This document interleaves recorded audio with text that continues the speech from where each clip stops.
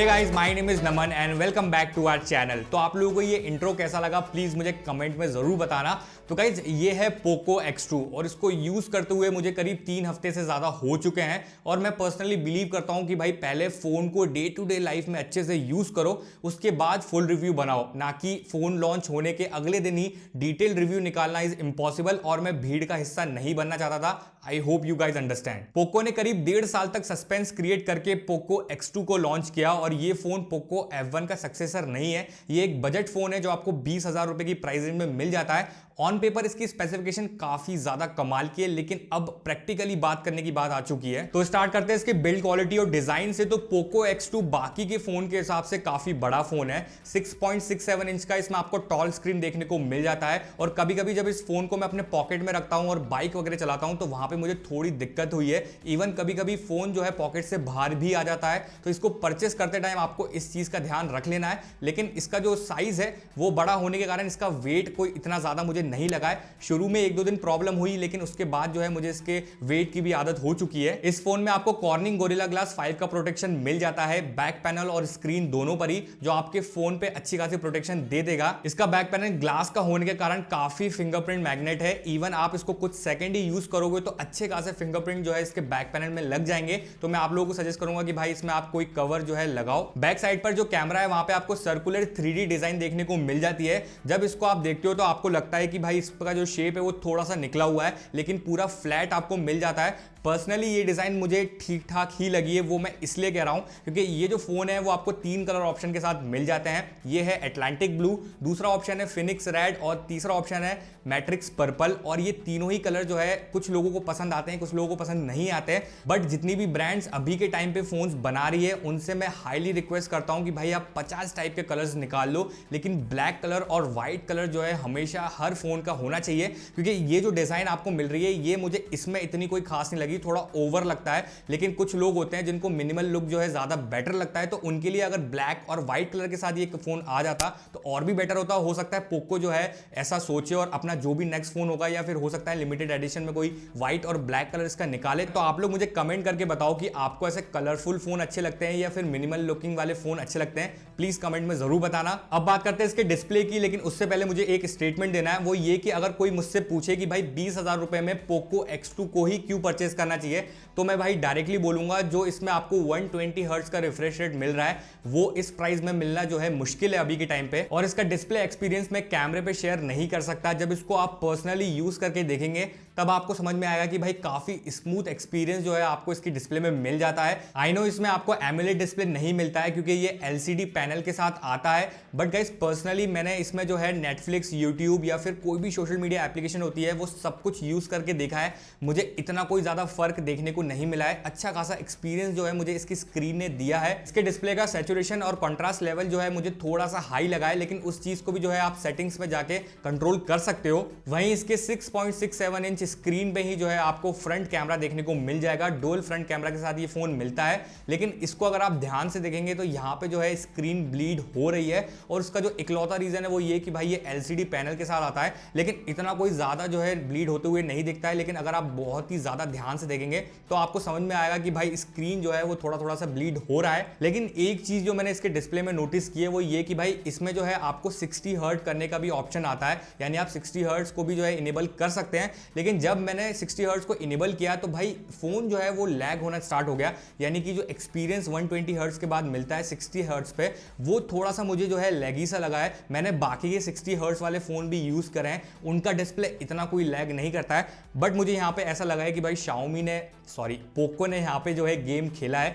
यानी 120 हर्ट्ज को जो है हाईलाइट करने के चक्कर में शायद 60 हर्ट्ज को थोड़ा डाउनग्रेड कर दिया है। तो मैं आप लोगों को बिल्कुल भी सजेस्ट नहीं करूंगा कि आप 60 हर्ट्ज में इसको यूज करो। इस फोन में आपको साइड माउंटेड फिंगरप्रिंट सेंसर मिल जाता है, यानी पावर बटन में ही आपको फिंगरप्रिंट सेंसर मिल रहा है, जो मुझे काफी ज्यादा एक्यूरेट लगा है और फास्ट भी है। बहुत ही जल्दी जो है आपके फोन को अनलॉक कर देता है। उसके अलावा नीचे की तरफ आपको जो है सिंगल स्पीकर मिल जाता है और माइक भी मिलता है। स्पीकर की क्वालिटी काफी बढ़िया है, लाउड साउंड आपको इसमें सुनने को मिल जाता है। टाइप सी का जो है इसमें आपको चार्जिंग पोर्ट मिल जाता है, वहीं पे जो है 3.5mm जैक भी आपको इसमें मिलता है और इनपुट इसके थ्रू जो आ रहा है, मैंने ईयरफोन्स और हेडफोन दोनों में साउंड सुना है, काफी जबरदस्त है। वहीं इसकी बाकी स्पेसिफिकेशन की बात करें तो इसमें आपको स्नैपड्रैगन का 730G प्रोसेसर मिलता है, Adreno 618 GPU इसमें आपको मिल जाता है और इसमें आपको जो है 2 रैम ऑप्शन मिल जाते हैं, 6GB रैम और 8GB रैम, और वहीं आपको 3 इंटरनल स्टोरेज भी मिल जाते हैं, 64GB इंटरनल स्टोरेज, 128 और 256GB इंटरनल स्टोरेज। इसकी परफॉर्मेंस की बात करूं तो इसमें आपको जो 730G प्रोसेसर मिल रहा है वो एक गेमिंग सेंट्रिक प्रोसेसर है और मुझे अभी तक कोई भी लैग फील नहीं हुआ है। मैं कई सारी एप्लीकेशन यूज करता हूं, उसके बाद उसको मिनिमाइज कर देता हूं, उसके बाद भी फोन में कोई भी लैग मुझे नहीं मिला है और कई सारी एप्लीकेशन रैम में रहती है, जो एक अच्छी बात है। और अगर गेमिंग परफॉर्मेंस की बात करूं तो भाई यहां पे मुझे इस प्रोसेसर ने थोड़ा डिसअपॉइंट कर दिया है, क्योंकि पबजी के टाइम पे ये आपको 60 FPS तक नहीं जाने देता है। उसके साथ साथ इसमें जो है थोड़ी हीटिंग इशू भी मुझे फील हुई है। सबसे पहले अगर पबजी की बात करूं तो भाई मैंने एक अलग से डेडिकेटेड वीडियो बनाई है जिसमें मैंने इसका पबजी परफॉर्मेंस बताया है, उसके साथ साथ बैटरी ऑप्टिमाइजेशन बताया है और उसमें यह भी बताया कि कैसी क्या हीटिंग जो है होने लगती है। उसके साथ साथ मैंने एक चीज और उसमें अच्छे से डिस्क्राइब करी है कि कैसे आप 60 FPS पे जो है इसमें पबजी खेल सकते हो। तो मैं आप लोगों को हाईली रिकमेंड करूंगा कि वो वीडियो जो है आप आई बटन में जाके जरूर देखना। अगर मैं बात करूं हीटिंग इशू की तो भाई 1-2 गेम के बाद ये फोन हीट होने लगता है और अगर आप GFX टूल यूज करके 60 FPS पे इसमें पबजी खेल लेते हैं तो भाई फोन जो है हीट होने लगता है। तो इस चीज को आपको ध्यान रख लेना है। बाकी ओवरऑल इसकी परफॉर्मेंस मुझे काफी बढ़िया लगी है, क्रिस्पी है। थोड़ी गेमिंग के टाइम पे जो है हीटिंग इशू लग रहा है, बट शायद पोको जो है इस बात को फील करेगा और जल्दी से जल्दी सॉफ्टवेयर अपडेट के थ्रू इस चीज को जो है सॉल्व करेगा। वहीं सॉफ्टवेयर की बात करें तो इसमें आपको out of the box Android 10 मिलता है जो आता है MIUI 11 के साथ। यस, पोको Xiaomi से अलग हो चुका है बट अभी भी पोको जो है Xiaomi के रिसोर्सेज यूज कर रहा है। सॉफ्टवेयर एक्सपीरियंस मुझे काफी बढ़िया लगा है एंड वी ऑलरेडी नो कि भाई MIUI में अच्छे खासे अपडेट्स आ चुके हैं जिस कारण सारी ऐप जो है काफी ज्यादा ऑप्टिमाइज हो चुकी है। बट इस फोन को जब भी आप फर्स्ट टाइम बूट करेंगे तो आपको कई सारी फालतू की एप्लीकेशन मिल जाएंगी और गेम्स मिल जाएंगे, लेकिन उनको जो है आप अनइंस्टॉल कर सकते हो। पोको फोन की एक खासियत मुझे सबसे ज्यादा अच्छी लगती है, वो है इसका पोको लॉन्चर। और पोको लॉन्चर में आपको कस्टमाइजेशन ऑप्शन ज्यादा मिल जाते हैं एज कंपेयर टू MIUI। मुझे MIUI के डिफॉल्ट आइकन पैक अच्छे नहीं लगते हैं, तो मैंने इसमें पोको लॉन्चर के थ्रू जो है पिक्सल आइकन पैक लगा दिया है जो एक तरीके से स्टॉक लगता है। वहीं इन फ्यूचर भी इसमें जो है अच्छे खासे अपडेट्स आने वाले हैं। जैसे कि आप जानते हैं कि भाई पोको F1 में अभी भी जो है काफी अच्छे सॉफ्टवेयर अपडेट्स आ रहे हैं, तो वही पोको X2 में होने वाला है। पोको X2 में आपको 4500 mAh की बैटरी मिल जाती है। वहीं अगर बैटरी बैकअप की बात करूं तो अगर आप नॉर्मल फोन यूज करते हैं, यानी थोड़ा बहुत सोशल मीडिया यूज करते हैं, कॉल्स वगैरह लेते हैं, तो ये फोन आराम से पूरे दिन चल जाएगा 120 हर्ट्ज डिस्प्ले होने के बाद भी। लेकिन अगर आप काफी गेमिंग वगैरह करते हैं तो इस फोन को आपको बीच में एक बार चार्ज करना पड़ेगा। लेकिन दिक्कत की बात नहीं है, इसमें आपको बॉक्स के अंदर ही 27 वॉट का चार्जर मिल जाता है जो ये 0% से 100% तक जो है 1 घंटे 10 मिनट में एग्जैक्ट चार्ज कर देगा, जो मुझे काफी ज्यादा पसंद आया है और फास्ट भी है। तो गाइस इसका बैटरी बैकअप जो है मुझे काफी ऑप्टिमाइज लगा, सारी एप्लीकेशन भी काफी ऑप्टिमाइज है। तो फाइनली बात कर लेते हैं पोको X2 के कैमरा सेटअप की। तो गाइस यहाँ पे आपको क्वाड कैमरा सेटअप मिल जाता है जिसमें से जो इसका प्राइमरी सेंसर है वो है 64 मेगापिक्सल का Sony IMX686 सेंसर। जिसका सेकंड कैमरा है वो है 8 मेगापिक्सल का अल्ट्रा वाइड सेंसर, थर्ड है 2 मेगापिक्सल का डेप्थ सेंसर और फोर्थ है 2 मेगापिक्सल का कैमरा सेंसर। और अगर पिक्चर क्वालिटी की बात करूं तो आप जितनी भी इमेजेस देख रहे हैं आपको काफी ज्यादा एक्यूरेट लग रही होगी और दिखने में भी काफी ज्यादा अच्छी लग रही होगी, क्योंकि इसमें जो आपको सैचुरेशन लेवल और कॉन्ट्रास्ट लेवल मिल रहा है वो सॉफ्टवेयर के थ्रू जो है थोड़ा एनहांस किया गया है। तो इस फोन में जो सोनी का IMX686 सेंसर यूज किया है वो एक नया सेंसर है, एक इंप्रूव्ड 64 मेगापिक्सल का सेंसर है जो आपको काफी अच्छी जो है इमेज क्वालिटी दे देगा। और मुझे सारी इमेजेस जो इसके थ्रू क्लिक करी है वो मुझे काफी ज्यादा एक्यूरेट लगी है। लेकिन अगर आप डिटेल में जाते हैं तो यहाँ पे जो सैचुरेशन लेवल है वो ऑलमोस्ट हर इमेज का ज्यादा ये कर देता है। तो अगर आप एडिटिंग वगैरह करते हैं तो मैं आप लोगों को सजेस्ट करूंगा कि आप गूगल कैमरा को यूज करो, क्योंकि उसके थ्रू आप और भी अच्छी नेचुरल इमेजेस जो है क्लिक कर सकते हैं।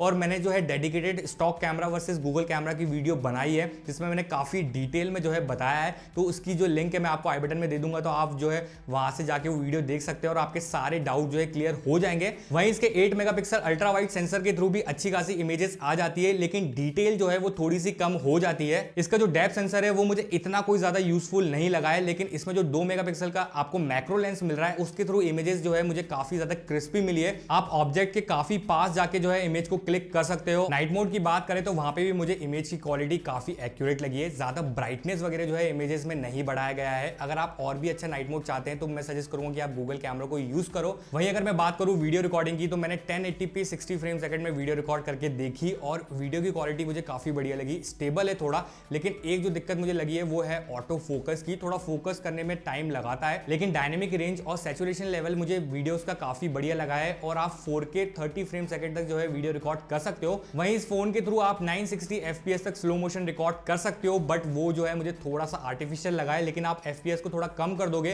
तो आप काफ़ी अच्छा जो है स्लो मोशन बना सकते हो। और अगर सेल्फी कैमरास की बात करो तो वहां पे आपको डुअल कैमरास मिल जाते हैं, 20 मेगापिक्सल और 2 मेगापिक्सल का। और इसके थ्रू जो सेल्फीज आई हैं वो मुझे जो है ऑन द पॉइंट नहीं लगी है। लाइक अगर आप देखेंगे तो भाई बहुत ही ज्यादा ब्यूटी मोड ऑन कर दिया है। लाइक मैंने ब्यूटी मोड इसमें ऑफ करके रखा है, उसके बाद भी इमेज में जो है आपको बिल्कुल स्मूथ स्क्रीन कर देता है, जो मुझे नेचुरल नहीं लगा है। लेकिन कई लोगों को ये इमेजेस काफी ज्यादा पसंद आती हैं। तो अब अगर मैं अपना फाइनल कंक्लूजन दूं तो भाई 20,000 रुपए की प्राइस रेंज में ये स्मार्टफोन सबसे अच्छा ऑप्शन है। कैमरास, परफॉर्मेंस, डिस्प्ले सब कुछ जो है इसमें आपको काफी अच्छा मिल जाता है। आई नो कुछ इश्यूज हैं जो मैंने आप लोगों को वीडियो में बता दिए है, लेकिन उसके बाद भी ये जो फोन है डिजर्व करता है 20,000 रुपीज में सबसे बेस्ट फोन होने के लिए। तो गाइस ये था पोको X2 का डिटेल रिव्यू। अगर आपको अभी भी कोई भी डाउट है तो आप कमेंट में जाके मुझसे पूछ सकते हैं, मैं वहां पे आप लोगों को 100% रिप्लाई दूंगा। या फिर आप मुझे इंस्टाग्राम पे फॉलो करके वहां पे भी DM कर सकते हैं, वहां पे भी जो है हम बातें कर सकते हैं इस फोन से रिलेटेड। तो गाइस इस वीडियो को हम यही एंड करते हैं। अगर आपको ये वीडियो पसंद आई हो तो लाइक जरूर कर देना। उसके साथ साथ अगर आप लोग चैनल पे नए हैं तो चैनल को सब्सक्राइब भी कर देना, क्योंकि ऐसी डिटेल रिव्यू और ऐसी इंफॉर्मेटिव वीडियो जो है वो मैं लेकर आता रहता हूं। तो गाइस मिलते हैं नेक्स्ट वीडियो में, तब तक के लिए bye bye, take care and piece.